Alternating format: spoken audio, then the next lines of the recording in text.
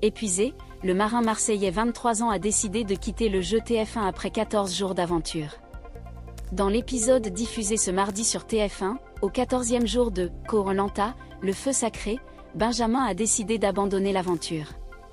C'est au retour d'une épreuve confort perdue avec son équipe jaune que le marin de 23 ans a annoncé sa décision passée à la production. Sur aucune autre émission, il n'y a un tel suivi. Comment TF1 et la production protègent les candidats de Koh-Lanta victimes de messages haineux? L'idée lui trottait dans la tête depuis plusieurs jours. Avant même l'épreuve de rafting, je savais que j'allais partir, c'était décidé dans ma tête. Je voulais faire ce dernier test pour mon équipe. Si nous avions gagné, je n'aurais pas touché les poulets. Et pour cause, le jeune homme a été victime d'un accident alors qu'il pratiquait la pêche sous-marine. En descendant en profondeur, je devais être à 4 à 5 mètres, du coup mon oreille gauche a éclaté. Je suis monté directement parce que la douleur était atroce, dit-il. De retour sur la plage, Nicolas, l'un de ses coéquipiers, a rapidement contacté le médecin du jeu de TF1. C'est peut-être une otite avec un barotraumatisme, on va regarder ça. Je vais t'emmener avec moi à l'infirmerie pour surveiller ta douleur, pour être sûr qu'il n'y a pas d'infection qui s'ajoute à ton otite.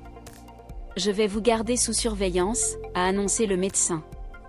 Je n'avais du tout d'énergie, je n'avais plus de muscles, je ne pouvais me lever, faire des choses ordinaires. Benjamin, candidat de Koh-Lanta, le feu sacré sur TF1 après une nuit passée en observation, confirmant qu'il s'agissait bien d'une otite, Benjamin a pu repartir à l'aventure en se voyant interdire de mettre la tête sous l'eau pendant une dizaine de jours.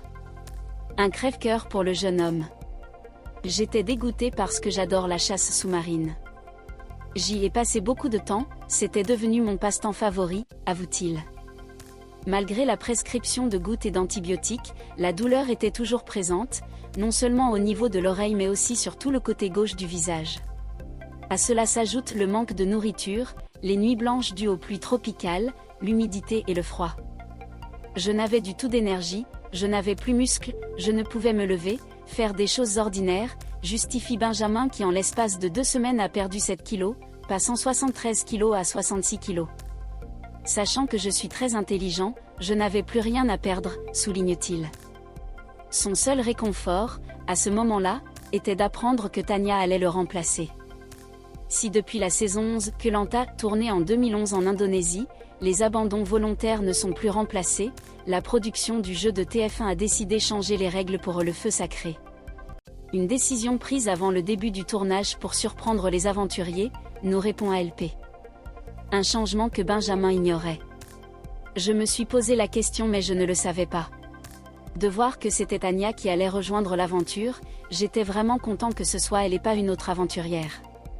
Benjamin et Tania, candidats de Koh-Lanta, le feu sacré sur TF1. Depuis le premier jour, en raison de leurs âges respectifs, Benjamin et Tania sont devenus très proches. C'était mon pote dans l'aventure. J'ai passé la plupart de mon temps avec elle. C'est mon coup de cœur amical de la saison. On les deux plus jeunes, on était unis, on tous les deux collés, se souvient le marin marseillais. Pas seulement les coudes. Au 8e réveil de l'aventure, ils ont été surpris par les caméras dormant entrelacées sous la cabane. Benjamin, positionné sur le ventre, est alors apparu collé à Tania, allongé à ses côtés, une jambe et un bras appuyés sur lui. Une position suggestive qui a rapidement alimenté les ragots. Pourtant, Benjamin l'assure, c'était de la survie. Je me suis posé la question mais si on voulait dormir, ne serait-ce que quelques heures, il n'y avait pas d'autre solution que la chaleur humaine. La nuit, il faisait froid et humide donc avec Tania, nous étions coincés comme d'autres aventuriers ont pu le faire. Mais voilà, ça a abusé parce qu'on est les deux célibataires de cette aventure. Personne ne m'a jamais critiqué, personne ne m'a jamais rien dit. Benjamin, candidat de Koh-Lanta, le feu sacré sur TF1, c'est aussi ensemble qu'ils ont été la cible des critiques d'autres aventuriers. Les autres faisaient beaucoup de choses, ils n'arrêtaient jamais. Avec Tania, on faisait aussi des choses mais parfois on était moins actifs que les autres. Mais nous n'étions pas inactifs comme on pourrait le penser. Il y en a qui n'apportaient que du bois toute la journée alors qu'on ramenait de la nourriture coquillages, crabes, poissons, se défend Benjamin. Des reproches qu'il a découverts en regardant Koh-Lanta à la télévision. Sur place, Personne ne m'a jamais fait la moindre critique, on ne m'a jamais rien dit. C'est en voyant les épisodes que j'ai découvert qu'un aventurier disait que Tania et moi ne faisions rien, déplore-t-il. J'aurais préféré que quelqu'un me le dise directement, de cette façon, j'aurais pu répondre à certaines personnes.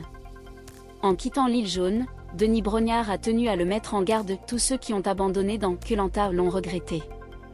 Pourtant, Benjamin n'a aucun regret. Quand je pense à comment j'étais à ce moment-là, je ne peux pas regretter. Je ne pouvais pas donner plus. Bien sûr, je vais être mauvais vu toutes les épreuves que j'aurais pu faire, les bons moments que j'ai ratés mais je n'en pouvais plus, confie le jeune homme. Et tant pis aux yeux des autres. C'est une honte pour moi par rapport à mon père, ma famille, mes collègues. Ça va être terrible, je vais être chambré de tous les côtés, s'amuse-t-il.